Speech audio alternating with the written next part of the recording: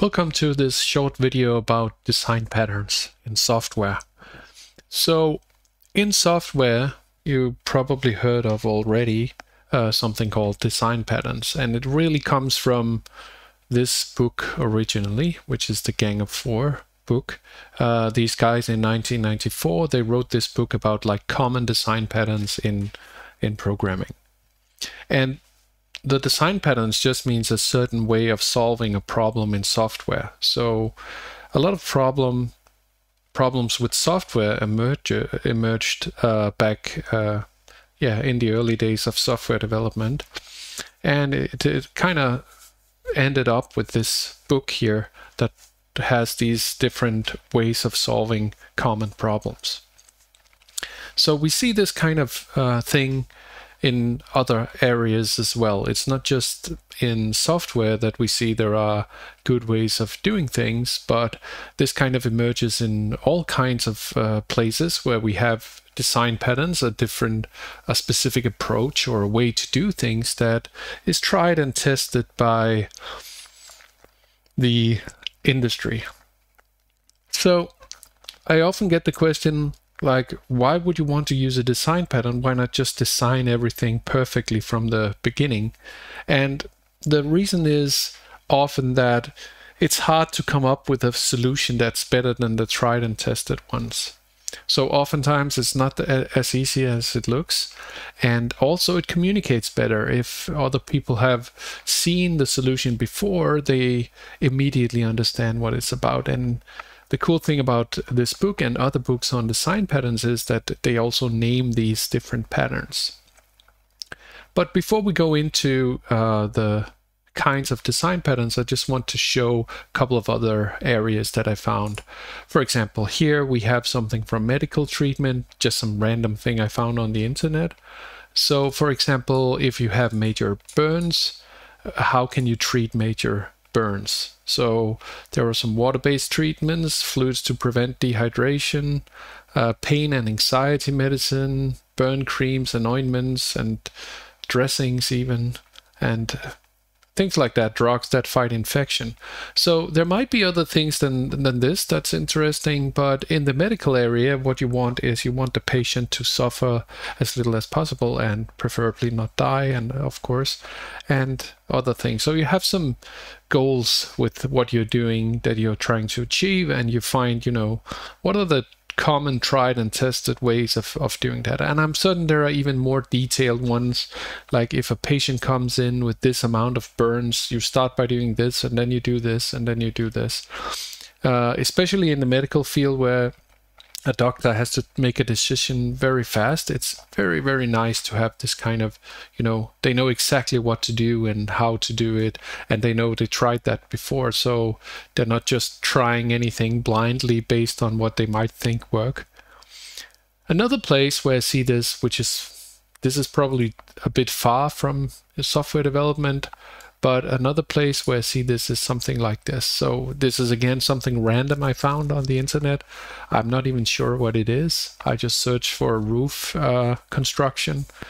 And here's an example of a roof construction. We can see there's a lot of information going on here, like there's some sealing tape here and some full-length fixing stuff, armor plan, PVC sealant, PVC coated metal, hot air welds, all kinds of stuff here. And you could also, like, if you were installing this, what you could do is you could say, yeah, but what do they know that this is the best way? I'm going to do it differently. And you can certainly do that. There might also be, a better way to do it, maybe because you live in a different area than what this was tested for, or maybe because you are just smarter than everyone else in the world, who knows? But the point is, this is probably the best way to do it, and there's probably nothing you'll come up with that's better than this. People that come up with the new ideas, they often have a deep understanding of the ideas that are already there. So a design like this, for example, is tried and tested by a lot of people, and maybe over time this evolves to something better or someone researches it, but you can be sure that the people who are working with this, they know all the tried and tested things before they start coming up with their own solutions. So it's kind of the same in software. You know, you can find your own genius solution for your problems, but maybe it's not as genius as you think it is. Maybe someone has made something even better before. And the other thing is, of course, that if you are, I don't know who makes this, like a carpenter or something, if you're a carpenter and you tried this 1500 times before, it's so much easier just to do it the same way. And if another carpenter comes to fix your mistakes at some other point, they know exactly how it should look like, and they know exactly how to fix it. So it's kind of the same thing in software development. We have this Gang of Four, which started it all with this book, where we have different kinds of patterns. So what are we trying to achieve in software development? So in software development, we have something called coupling and cohesion that we are trying to achieve. And this is almost all, you can almost say all good software stems from these two. So when I'm talking about coupling, I'm talking about how many connections and how strong are the connections between parts of the system. So we want as few connections and as weak connections between the parts of the system as we possibly can. And all discussion of different ways of doing things basically goes back to that. We want these weak connections. The weak connections enables us to do reusability a lot better. It allows us to do better scalability, and also maintainability should be higher this way. The other part of it, cohesion, just means that we have everything in one place. For example, one class has one responsibility or something like that. So just that things, we don't have one class that does too much, because if we could have very low coupling between the elements of our system if we just have, you know, very few parts in our system, and then they just do everything. So they're just internally connected instead. So we want to have like many reusable objects that are responsible for themselves, and this is what we're trying to achieve through these design patterns. So sometimes we also have to achieve some other things that are helpful to the user, but I'll go through that really quickly.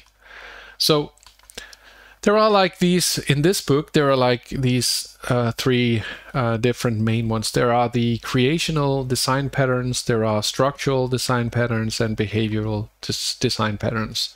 So basically, this just tells us what the design patterns are doing.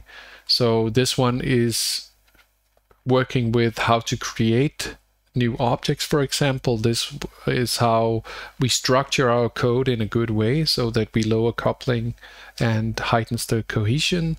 And the behavioral is how the program behaves between the objects or between the parts of the system. So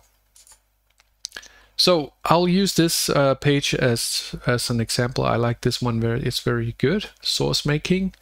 And as it says here, design patterns can speed up the development process by providing tested, proven development paradigms. So as I said, if everyone uses these kind of patterns, it's very easy to go into a project and say, that's the pattern I'm looking for. That's what they mean by doing that. That's the naming that they're using. It's very easy. Everyone can work together in an easy way. So this is kind of a nice little extra that you get from these design patterns.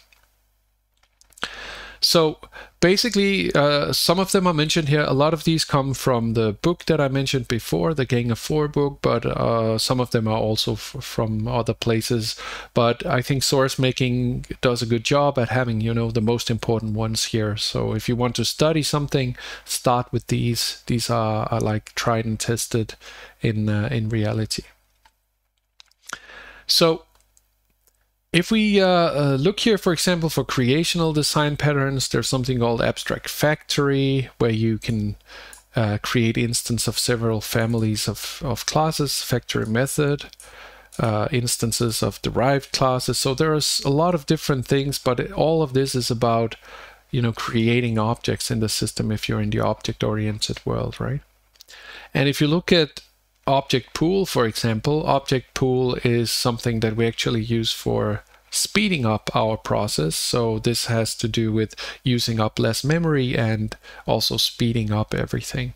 So this has kind of a different approach here, or it's not coupling cohesion, but it's about actually recycling objects and not doing expensive things. So efficiency is also something that we, of course, want to take into account, and it often goes against coupling and cohesion. So if we want something to be very efficient, we often have to design it so that it's closer to machine code, and that means that we're also going to make it harder for people to read, and a lot of these design patterns are making it easier for humans to actually work with it, and the computer doesn't really care too much about these things, so it's actually a human thing.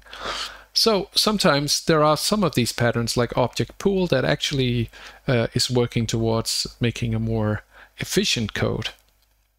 But this is not most of them is more for like making it easier for humans to work with and making it easier to maintain and scale and reuse things. Yeah, and then we have structural design patterns. So these are how we structure the code in like the UML structure of things, you could say. So different ways of coupling classes together that are not immediately easy to couple together, like the adapter pattern and these kind of things.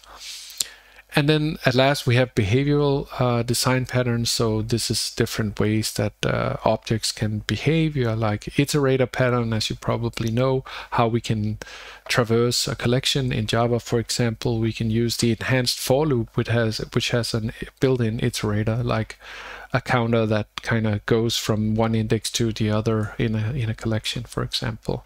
So that's the iterator pattern. And then I'm not going to go into details with these, but there are many different kinds of these patterns where we work with behavior. So you can say, does it make sense putting them into creational, structural, behavioral? It just makes it easier, you know, to understand what we are talking about and what they are doing. It's not too important though.